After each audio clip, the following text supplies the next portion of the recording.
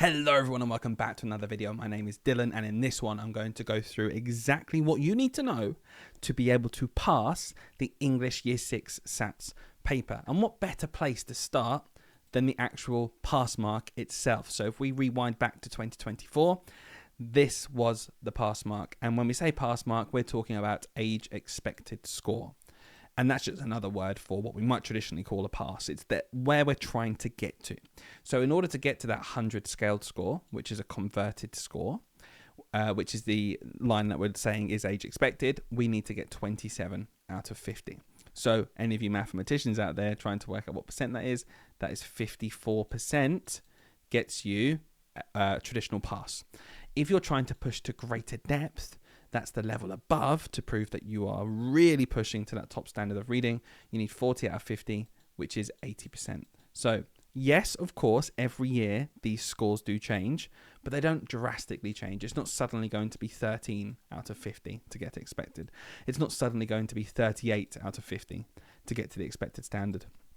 This is roughly what you will be aiming for. And if we look at the paper and break it down into even more detail, thinking that we need that 27 out of 50 to pass, here's what we see in the 2024 paper.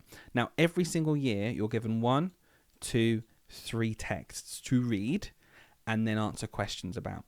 In the 2024 paper, you had a text about Temrix called Streaky and Squeaky. This was a non-fiction text, and it was out of 16. Then we had The Girl Who Walked on Air, and then followed by The Leopard. These genres change a lot. We've not had poetry in a long time, in many years. Poetry's only come up once. So that's either indicating that it might be time to come up again, or quite simply, they're not going to put it in anymore. We don't know. We do not know what will appear on future SATs papers. We just know what we've seen in the past. What you can notice here, which is quite interesting, is that the first text is out of 16, second text out of 18, and the last text out of 16.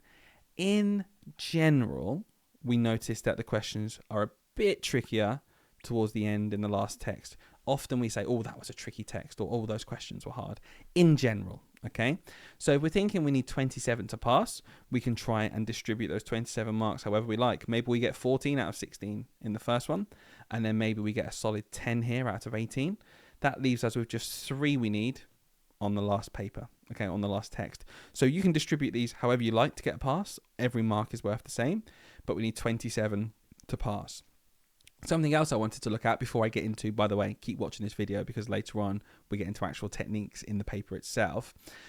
There's also this to consider. In reading comprehension, there are 1-mark questions, there are 2-mark questions, and there are 3-mark questions sprinkled throughout all the texts.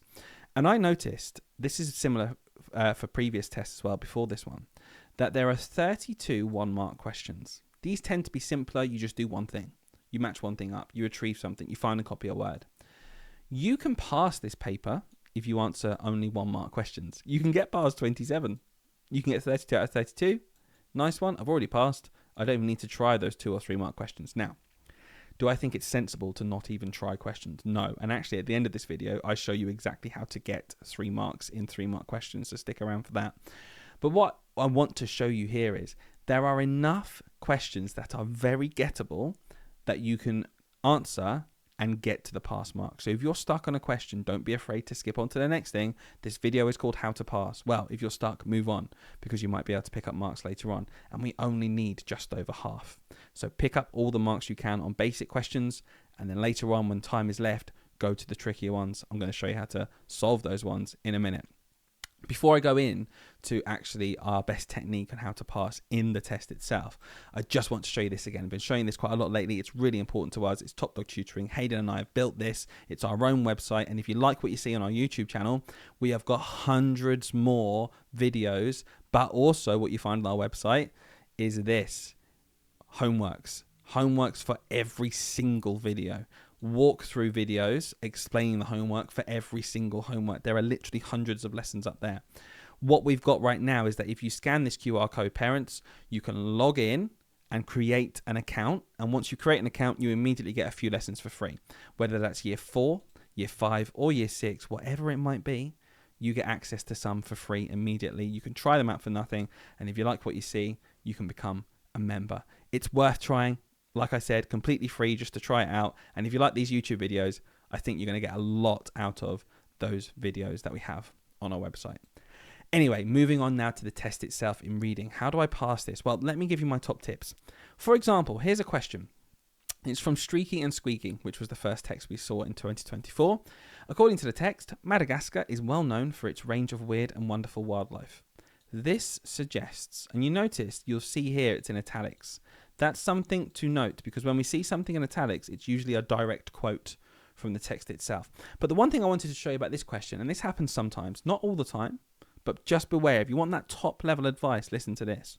You can sometimes answer questions, particularly word meaning, by reading the question only. Now, you would have maybe read this yourself first or not. It's up to you, whatever technique you have. Whether you read a bit of the text and do some questions, that's up to you. But here is well known for its range of weird and wonderful wildlife. We can just use this and answer the question without wasting time going back to the text. It is very difficult to find your way around the island. Nothing to do with that, okay? Nothing to do with it. I'm going to get rid of it. Tenrecs are the most famous animals on the island. That is nothing to do with Madagascar is well known for its range of weird and wonderful wildlife. Nope. There are lots of unusual animals on the island. Yes. Its range of weird and wonderful wildlife. That means lots of animals. So I like this one. I'm just going to check the last one. Street tenrecs live all over the world. Nothing to do with all over the world.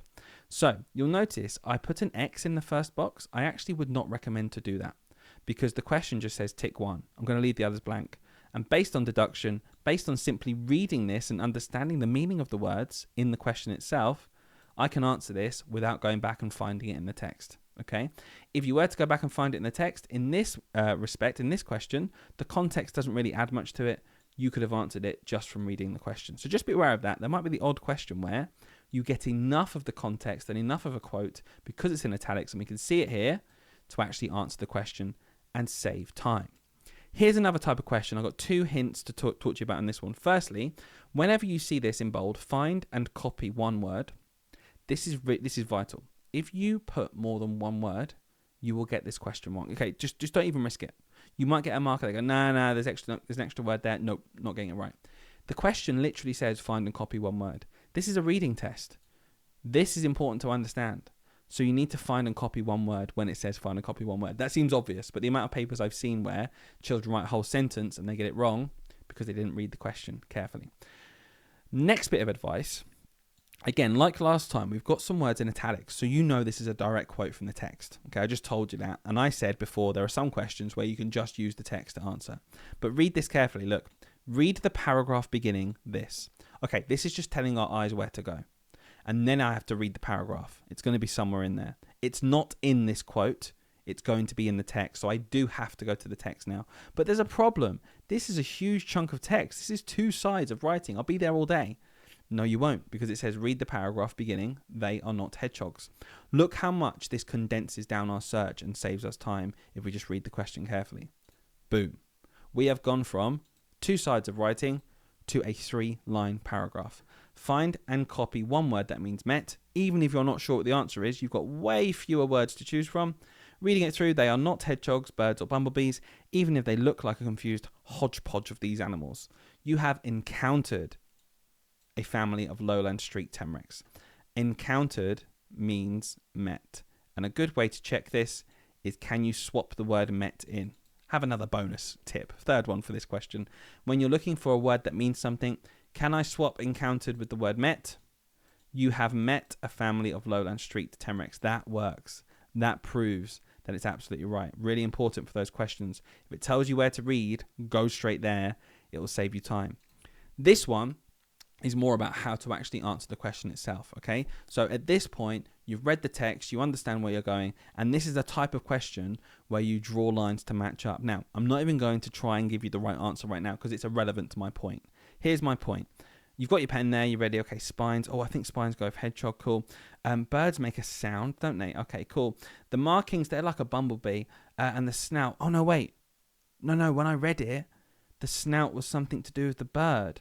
Oh gosh, no, now I've got 2 lines here. I need to cross that out. And I think sounds must go up here to cricket. I think that's right. I'm doubting myself now, actually. Markings. Can I not have the markings of a bird? But that means snout. Look what's happening. We see this all the time.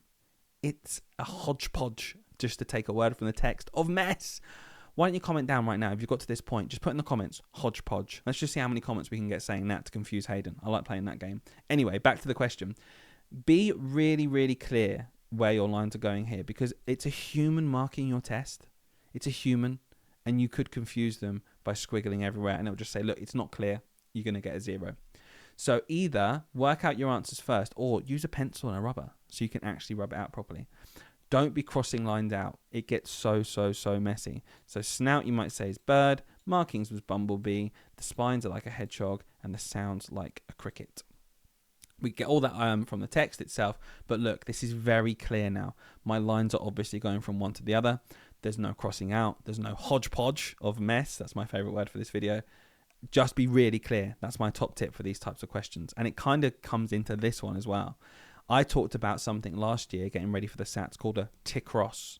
Okay, so a tick-cross, I write it like this. I've trademarked it. It's my own thing. It's like a Dylan trademark, a tick-cross, because we don't want to see it. A tick-cross looks like this. It's a tick, and it's a cross, and it's a squiggle, and I don't know what to do. Because here, look at the whole text. Using information from the text, ticks one box to show whether each statement is true or false. Okay, again, you're going to do the reading of the text. Okay, I can't give you the answers for the real SATs that are coming up. I don't know what's on it. But here, let's say we think this is true to start with. I think this is false.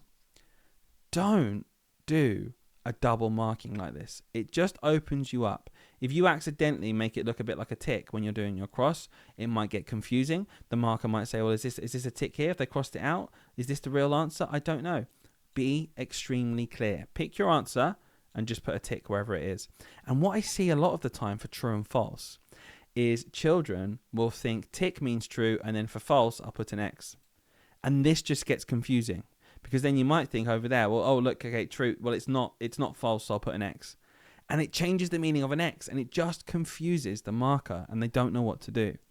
Listen, for these questions, put one tick in each row wherever you think your answer is, even if you think it's false. Just like that. That's the perfect way to answer. I might have got it wrong because I've not checked the text. Your job to do that. But what I can say to you is make sure your answers are really clear. And what you don't want to do is a tick and then think, oh no, gosh, no, that's wrong. This one's a tick. Oh no, wait, actually no, I think it's back to true. I'm just not sure. It's an absolute mess. Be calm, be clear, be concise, and then your marker can give you a fair score based on what you've put in. Here's something I wanted to talk about, and Hayden's talked about this in previous videos. Go back and watch them if you want some extra English help, because they're so good. He must have sensed my presence. What does sensed my presence mean? Now, these are the types of answers I'm going to put on the screen now that I see all the time that get 0 marks. 0, zilch, nada. And they look like this. This is from the mark scheme. Do not accept repetition of sensed or presence. When you're answering what does sensed my presence mean, you can't say, he sensed he was there. Even if you've managed to put into your own words presence, you kept sensed. Sensed he was there. Again, the other way around. Bottom one, felt his presence. Okay, cool. I'm going to tell you what sensed means. That means felt. But then you've kept in the word presence. No. To get the mark here, you must explain what both parts mean. What does the whole thing mean? Sensed and presence. And here are a list of answers you could put. Became aware of him. Knew I was there without looking. Felt him there. These answers do not have sensed or presence in them. Don't repeat words in a question when you're asked to explain what those words literally mean, okay? That's just circular. You're not going to get the answer. You can't get away with just saying, I think sense my presence means that my presence was sensed. No, it's just not going to cut it. You have to explain exactly what each word means. Hopefully that's really clear. Here's something that I always like to go through, okay? The 3-mark question. Now, we noticed earlier, I did break down how many 3-mark questions tend to come up in these SATs papers, and it's only 2. Okay, it's usually only 2. This is a very small proportion of the total marks available, but it's still good to know. So in this case, what you often see is it broken up into 2 parts. And you might be thinking, well, how on earth does it manage to have 3 marks if there are 2 parts? Well, let me read the question. Explain 2 ways in which his personality made him different from them using evidence. And it's this evidence that unlocks the last mark. So how can you get 3 marks here? Here's how you can get 3 marks every time from the actual mark scheme. Award 3 marks for 2 acceptable points and 1 bit of evidence. 1 bit of evidence. You don't even need to give evidence for both of your points. For example, he cared for the animals. It says, they asked me if I had seen a leopard. I said I had not. That is a point that's acceptable and it's given evidence. And then secondly, you could have just put he doesn't hunt animals for skin. So there you've got 2 points, AP1 and AP3, and you back to the first one with evidence. That would get you 3 marks. So to answer a 3-mark question like this, you need to give your point and then a quote backing it up. Then you need to give another point, and that will be enough. So do you know what my top tip is? Just give evidence for both. Because if you slip up and one bit of evidence doesn't cut it for whatever reason, you've got another one to back it up, okay? Always go above and beyond. There's no harm in doing this. But you can see here, you get 3 marks for 2 acceptable points and 1 bit of evidence. So why not do your 2 points and do 2 bits of evidence as well, just to cover yourself? You're not going to lose marks for doing that. If anything, you're making sure for definite that the person marking is going to give you 3 marks. Guys, if you enjoyed this video, I'd love you to like it. I'd love you to subscribe for more in the future. And most importantly, what we really want to do is share this video with as many people as we think will find it useful. That's our aim here, okay? Last thing for you to do. Which one would you pick as an easier question? If you're stuck, you've got 30 seconds left in a SATs. I want you to do some prioritizing now. Which one would you answer first? Which one would you go to later for more, if possible? Thank you so much for watching. You're a complete legend if you got this far, and I'll see you again next time.